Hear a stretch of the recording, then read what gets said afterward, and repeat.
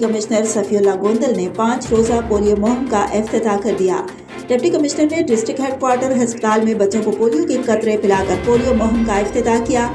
Assistant commissioner Shamsur Rahman, CEO health, MS व दीगर अफसरान व डॉक्टर्स भी मौजूद थे।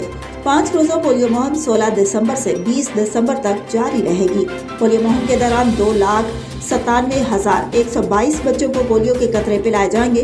पोलियो के कतरे पिलाने के लिए जिला भर में 1,467 टीमें तश्कील दी गई हैं। पोलियो टीमें घर घर जाकर 5 साल से कम उम्र बच्चों को पोलियो के कतरे पिलाएंगी। वालिदैन अपने बच्चों के पोलियो के कतरे लाजमी पिलाएं और उन्हें उम्र भर की माजूरी से बचाएं।